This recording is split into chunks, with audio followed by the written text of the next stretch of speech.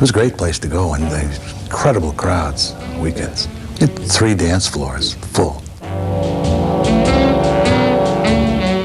The standards were high. There was no drinking, no irregular, erratic behavior by the people in the place, and everyone had a good time coming there. Musicians enjoyed coming there. Unless they drank, then they had a problem. I'm certain there were bad things going on in the world. I mean, after all, the Depression, the World War,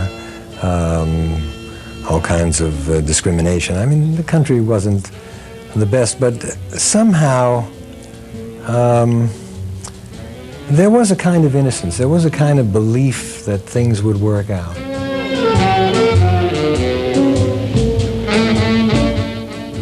It was an age of romance, the 30s, 40s, and 50s, when men, out for a night on the town, dressed in sport coats and ties, and women wore long dresses and skirts, and they danced and they swooned to the music of the big bands. That was band leader Bob Bachelder's era, and nowhere was the era more exciting or glamorous than at Newton's Totem Pole Ballroom, where Bachelder and his players performed from the mid-50s until the hall closed in 1964. They had ballrooms and they had dance halls, and many of them around the country were excellent, well-managed, clean operations. But the Totem Pole was much more than that. It was a mecca. It was a place where if a young man wanted to impress a girl, as they said to their mother, "I'm going out with Billy tonight, and he's taking me to the Totem Pole," the parents would sigh and say, "Oh, he can relax. We know he's in good hands, and we know he's trying to make a nice impression."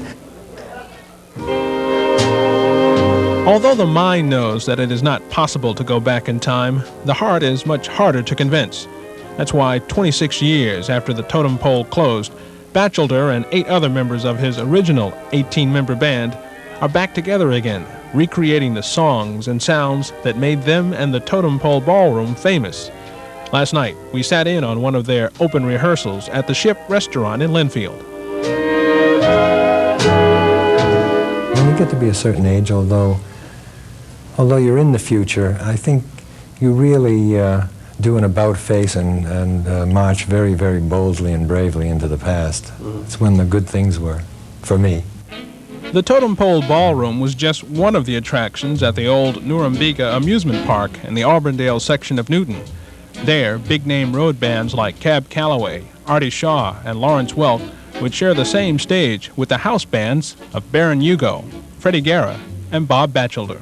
So many people have said to me in researching the book that, gee, it's a shame there isn't a place like that today for the kids of today to go to. And I think it's a shame, but realistically, the kids wouldn't go there. And the kiss of death would be the parents saying, we went there and had a wonderful time.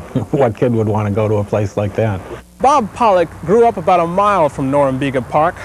He danced to the Bob Bachelder Band at the Totem Pole. Now he's compiling a history of the park and the ballroom. And he's also organizing a 60th anniversary dance in honor of the Totem Pole to be held next month, right here at the Newton Marriott Hotel, where the ballroom once stood. A year after the Totem Pole closed, it burned to the ground in a late-night fire, November 10th, 1965. Rock and roll had already replaced the big band sound as the popular music of young people. The ballroom's fiery demise was just one more reminder that the heyday of big bands was over. I was sorry because it's gone and it can never be revived.